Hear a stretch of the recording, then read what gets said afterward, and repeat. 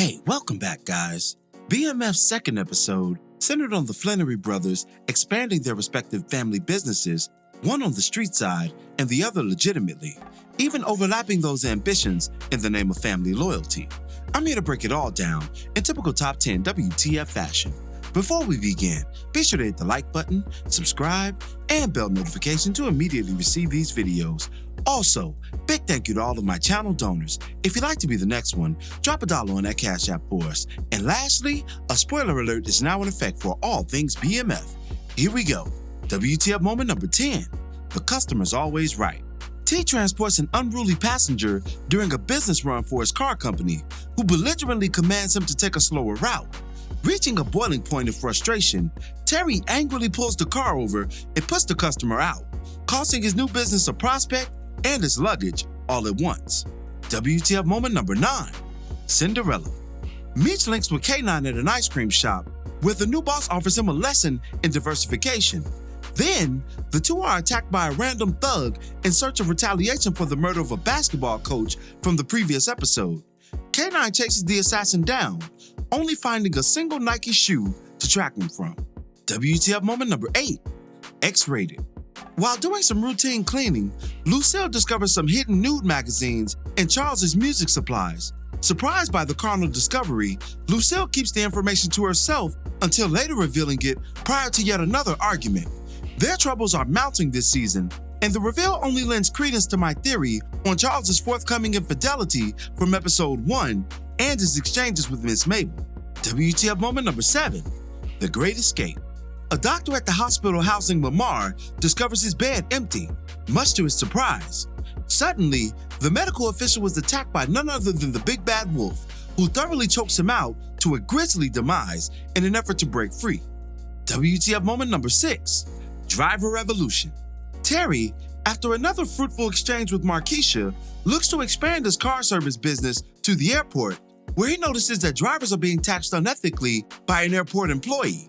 Terry resists the extortion attempt, even galvanizing the other car companies to join him in the effort, despite gaining more enemies in the process due to his own reckless promotions of his car line.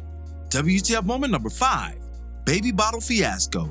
Terry gets wind of various police checkpoints throughout the city and decides to help his brother Meech with an interstate transport to avoid any blowback on the BMF organization, despite being out of the game since the season 1 finale. He decides to hide the drugs in his son's formula canisters, making the delivery undetectable by cops and easier to move. Then, in one of the most shocking developments, T and the crew notice one of the cans missing upon arrival, only to find his mother making a cocaine-filled bottle for his son unknowingly.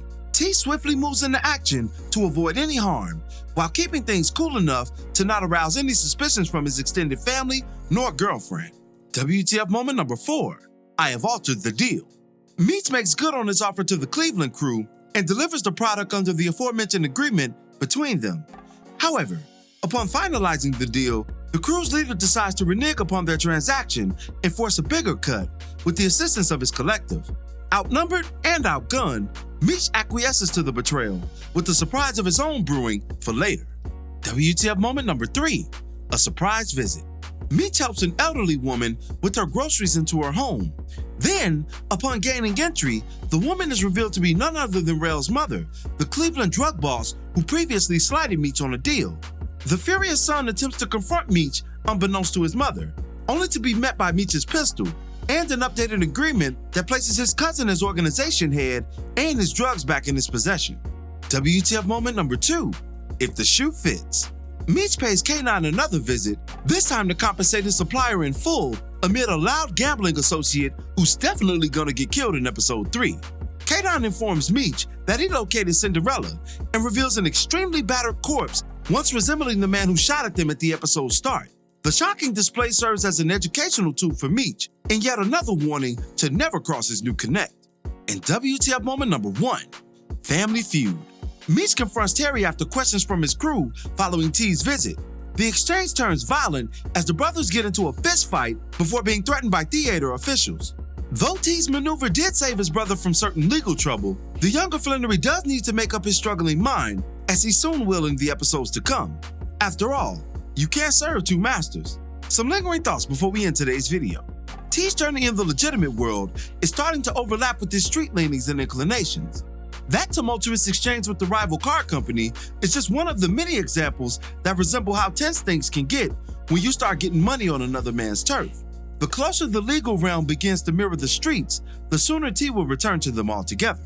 While we're on T, his budding romance with Marquisha took another developmental turn this episode, as she proved to be an asset to his business by helping him expand his thinking, approach, and overall outlook.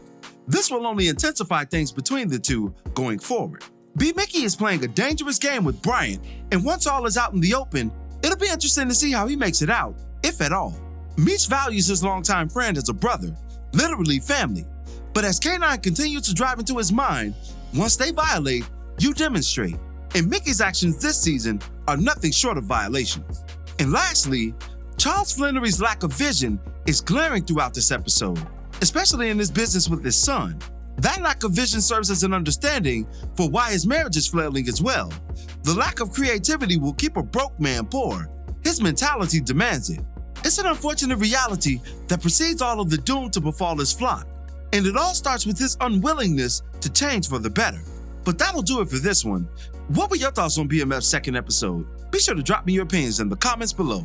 As always, I thank you for watching today's video. If you liked today's video, go ahead and drop $1 on that Cash App for us, hit the like button, share it with your friends who are fans of BMF, and subscribe for more content such as this. This is Rudy P. Magic of Rudy P. Magic Beats, and have a blessed one until the next one. Peace, y'all.